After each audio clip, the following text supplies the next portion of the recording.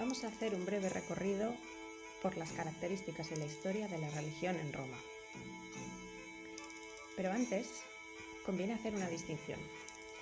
En el mundo clásico, aunque están profundamente interconectadas, la mitología y la religión no son lo mismo.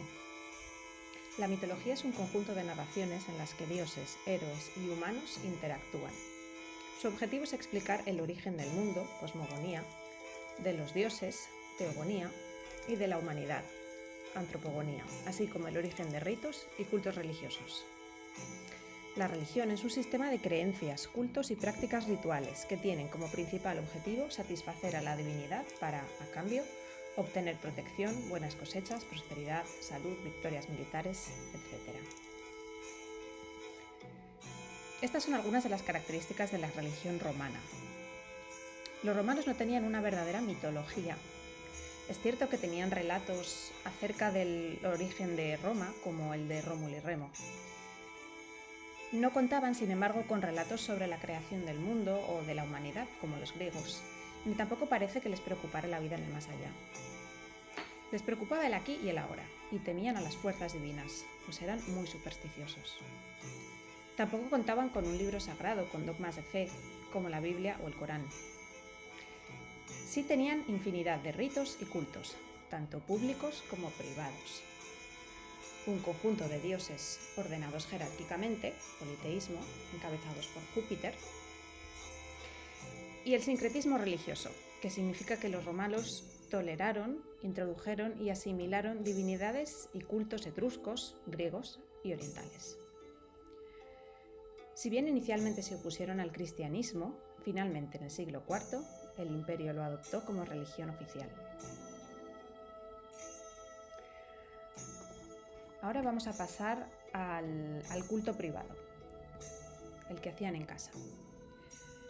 El paterfamilias hacía de sacerdote en casa, dirigiendo frente al lararium, un altarcillo que está aquí reproducido, unos rituales que podían consistir en ofrendas de comida, velas encendidas y plegarias, en honor de 3 divinidades: los lares, protectores de los miembros del hogar; los manes, espíritus de los antepasados; y los penates, protectores de la despensa. El objetivo del culto público, en cambio, era la prosperidad y victoria de la República Romana. Se hacían plegarias, fiestas y sacrificios de animales dedicados a los dioses del panteón grecorromano, Júpiter, Marte, como a divinidades más autóctonas, como Saturno, Jano, Flora, etc. El templo es la casa del dios, por lo tanto las ceremonias se hacen en el exterior.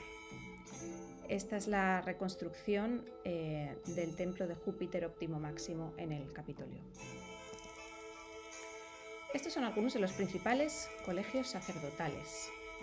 Los pontífices se ocupaban del calendario religioso, de la vigilancia del cumplimiento de ritos, también del archivo jurídico y de presidir las grandes ceremonias religiosas.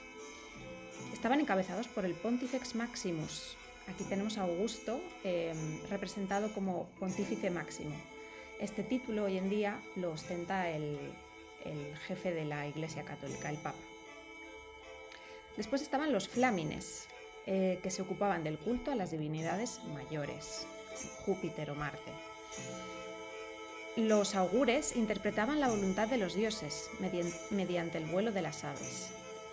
Las vestales eran unas sacerdotisas vírgenes de familia patricia que estaban al servicio del fuego de Vesta. Vivían en el santuario de esta diosa y hacían voto de castidad, que debían cumplir por al menos 30 años. En época imperial, a los cultos anteriores se añaden otros 3: el culto al emperador, cultos orientales y cristianismo. A partir de Augusto se empieza a rendir culto a los emperadores como a dioses. Esto tiene un fin político. Se trata de mantener la unidad religiosa en todo el imperio frente a los cultos extranjeros. Los cultos orientales consiste en la introducción de nuevas creencias, dioses y prácticas provenientes de territorios conquistados por el imperio. Por ejemplo, la diosa Cibele, que proviene de Frigia; el dios Mitra, que proviene de Persia y está aquí representado, cuyo culto estuvo muy extendido en el Imperio Romano, sobre todo en el ejército. La diosa Isis, que proviene de Egipto. Los ritos mistéricos de Dioniso, que provienen de Grecia y que en Roma se celebraron principalmente mediante fiestas conocidas como bacanales. Y la astrología, que proviene de Mesopotamia y tuvo un gran éxito en Roma. Finalmente se expandió el cristianismo. Al principio hubo persecuciones contra los cristianos, porque el monoteísmo amenazaba el culto al emperador. En 313 después de Cristo, el emperador Constantino legalizó el cristianismo mediante el Edicto de Milán. Es decir, hubo libertad religiosa. Y a finales del siglo IV, Teodosio lo convirtió en la religión oficial del imperio. Esto es un crismón, el símbolo de Cristo entre los primeros cristianos. Vamos a centrarnos un poco en el panteón grecorromano. Con este nombre se conoce al conjunto de dioses importados de Grecia a Roma, son los 14 o 12 más 2 dioses del Olimpo, importados de Grecia o asimilados a los dioses que ya tenían los romanos, pero con otros nombres. ¿De acuerdo? Júpiter es Zeus, Juno es Hera, etc. En Roma las 3 divinidades más importantes eran Júpiter, Juno y Minerva, que tenían un templo en el Capitolio. Hoy se pueden ver las ruinas dentro de los museos capitolinos, por lo que se les llamó la tríada capitolina. Y esta es una representación de los 3, Júpiter, Juno y Minerva. Aquí tenéis algo de información acerca del ámbito de acción, atributos y equivalente griego del panteón grecorromano, ¿vale? Os lo dejo aquí para que lo podáis mirar tranquilamente.